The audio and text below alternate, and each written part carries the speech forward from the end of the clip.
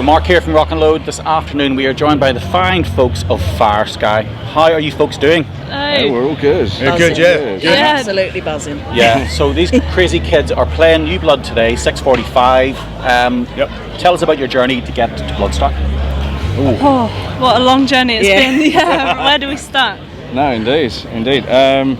So we've been battling our way through the Kent music scene. To get up to it. It was a hell of a fight. All of the bands that are in the final, we would walk up, watch them, and like, we're going to lose. So very it was strong quality in Kent at the minute. Yeah, really high quality scene. So it's just been from strength to strength from there on in. The one thing that I think we've all said that we like about the Kent scene is the fact that all the other bands are looking out for each other the whole time as well. Yeah, there's a good community. People tend to support each other, in the local music scene. Exactly. It's very tight. Healthy competition, but at the same time, we all look out for each other. Exactly. I mean, we've already been hanging out with 3 or 4 of the bands that played on the same finals as us. It's all good. We're all friends, which is the relief. So for anybody unfamiliar with yourselves, tell us about the style of music and your sort of influences. Bunch of weirdos, but genre bending, as we keep saying. A bit of everything. Gabriel, you explain this a little bit better.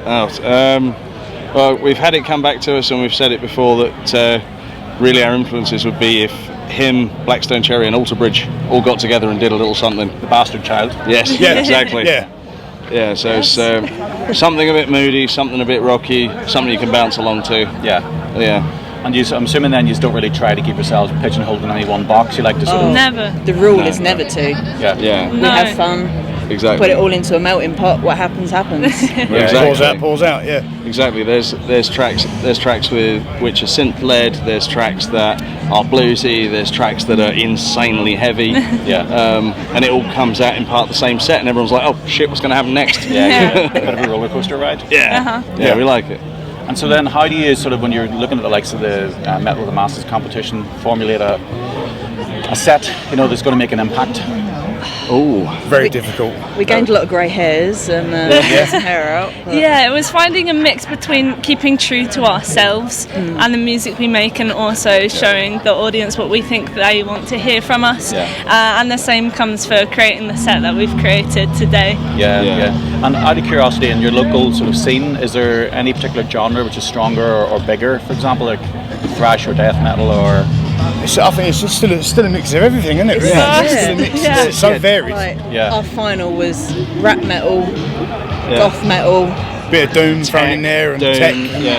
There was loads. It's the most varied I've ever seen in Metal to the Masses. No 2 bands were alike in the final that night. It's interesting. It's a tough one to call then, obviously, as well, because of that sort of variation. Sometimes if you have 4 or 5 bands together in a similar genre, you can sort of say, well, one might sort of take its head above stands the out rest, a bit more than the others. When it's so varied like that, it's got to be. Exactly. Even for you guys, I'm sure you couldn't call it. No way.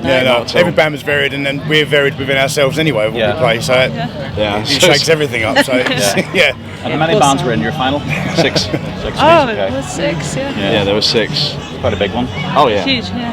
So quite a big one, and then they decided to put 4 guest headline bands on top as well. Jesus, you're there about 3 in the morning then? It was a good night. No, it started at 2 in the afternoon. Our bands the next day, standing up all day and lugging gear. It was a long day, and everyone was feeling it anyway. And then obviously when the decision was called out, the emotions just fell out of everyone. I think we just all crumbled to the floor. I'm sure. It was long day mixed in with emotions, and our performance as well. And it was boiling hot. Not quite like this, but it was... in the set were you guys on? When did you take the second? Second or third? Second we were. We were second out. Is it good to get it out of the way, do you think, or would you rather... I quite like getting it done. It was a relief. But then we were watching everyone like, that was good. That was good. As a night, it's a bit tasty. Oh dear. As the night went on, it got hotter and hotter in there. And from my point of view, from sitting behind the kit, I'm glad we got done a little bit earlier. Because the heat would have got to me, the sweating, as we all are now.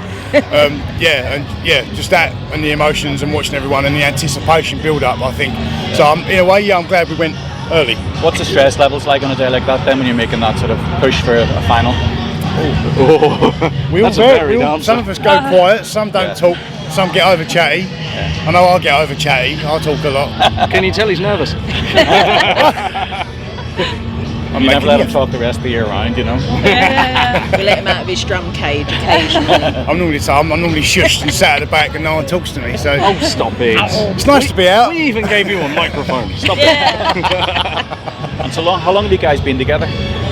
Oh, that's a long Coming story. on 6 years. Okay. Yeah. But it's tough because we lost 2 years Yeah. where we couldn't see each other. We were, Skyping, and we had some changes with our lineup and whatnot. And this is what we are now. We're so strong and unity. So this actual lineup, January this year.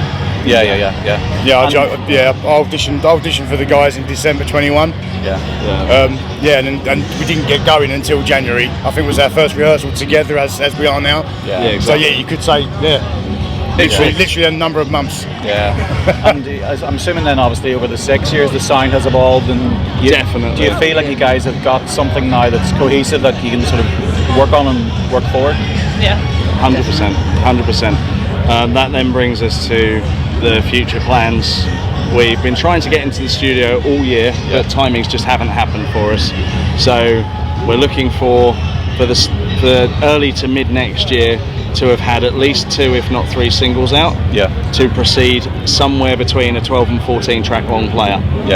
And that will be exactly who we are as of this moment here. So every album's almost like a snapshot in time, really, isn't it? You try your very best to say, well, we have a cohesive sound, but we all evolve, music tastes and directions, etc. So Precisely. Precisely. And who are you listening to out of curiosity at the moment that sort of really piqued your interest and sort of may help shape your sound moving forward? Spirit Box for me. They're very different to us, but the passion and uniqueness is something I look for. And again, they're a band that don't really toe the line as far as sticking to one genre. Exactly, A song Rotoscope, for example, was such a diversion from their other stuff. I'm very different. Slipknot, Blackstone, Black Label Society, Ozzy Osbourne. The right early stuff. So I'm quite varied. So what I bring in can be a bit different as well. What about yourself? Oh, it's hard to pick one. I love every style of music, and I want to put all of them in. Who's been most frequently on your shuffle? You don't want to know. You don't want to know. I know Bloodywood. Oh, I'm such a big fan of Bloodywood. Looking forward to seeing them today, then? Well, we hope we'll have time to see them. I was gutted to find out that they're in the signing tent when we're on stage. It's just a band that put a different style of music into metal, and that's like kind of what I want to do. Not but push different sounds. Have a shake up. Yourself. So for me, a little bit of him, Blackstone Cherry, and weirdly enough, loads of old blues. So loads of old blues.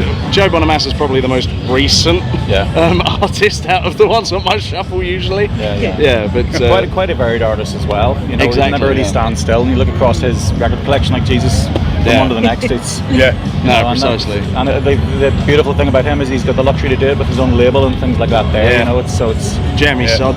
Exactly. What do you make of it? Like, for example, the modern music industry is quite a messed up scenario. So for any band now, it's challenging. So for you guys, obviously, how do you make your mark with an audience these days? How do you want to approach it, or what do you think is the right approach to yourselves? Stand out. I think our stage presence. I think a lot what goes on stage comes across in the music. We'd buy a ticket to watch. We don't want to bowl up in jeans and a scruffy t-shirt and stand in one spot. Like Nicole, if you blink, she'll be the other side of the stage jumping up. I'm a bit older, so I can't manage it as well. What was it? Someone said the other day, was it you, Kris, that we're a band that both a blind and a deaf person could enjoy? Okay. Because it's quite obviously when you see the bands that played even just so far, we're only half a day in the morning of Friday the 12th of August, and such a variation on the Sophie stage yesterday already. And the new blood will bring a totally different flavour again, because obviously, as I say, metal and masses right across the UK, so many different genres. It's a great platform for anybody, really, isn't it? No, indeed. Indeed. Something for everyone. I think that's why we try a little bit harder to try and push ourselves on stage. Yeah. Just what you watch and hear at the same time. Yeah. I don't think we do bad doing that. What's the standout bands for you over the weekend that you want to catch yourselves? Brighton Metal to the Masses winners, Tribe of Ghosts. I am really interested in. Really interested. But they also clash with one of my favourites, Dimmu Borgir. Oh yeah. I was like, oh god damn it. Yeah. So running back and forward. Yes. Yeah. Most likely running back and forwards. Where are you guys? Obviously Bloodywood, but I've also been listening to a lot of I Fight Bears. Brighton. Yeah. Wales. Yeah. Very good. Yeah. Yourself? Yeah. Bloodywood. I'd love to see them. I'd love to check them out. Testament, Lamb of God, and I'm looking forward to checking out Vended as well. Yeah. I'm quite interested to see what they're going to bring. I'm interested in that. We've got Selene come through from Kent with us. Really awesome technical prog, and it just blows my mind. Yeah. We got Prolapse AD, also Kentish. Yes. So awesome. Dimmu Borgir, who I will fangirl over, and I'll probably cry watching them as well. Ginger, Butcher Babies. Ginger, of course. Ginger. I'm just in heaven. My friends always say Metal Christmas. Ginger to ride because Metal of the Christmas. pandemic and everything else. And then the Ukraine war, Exactly. Yeah. So it'll be big sport for them, of course. Yeah, Definitely. for sure. And so tell us about this LP of yours. When do you hope to get that finalised and out to the good people? Because we're perfectionists, we don't tend to one of roll those. unfortunately. Because we're broke perfectionists. Yeah, we're broke perfectionists. perfectionists. So we have to make sure that everything's done in budget. So usually that means it's slower. To perfection. So we're, I would say, where are we now? We're August.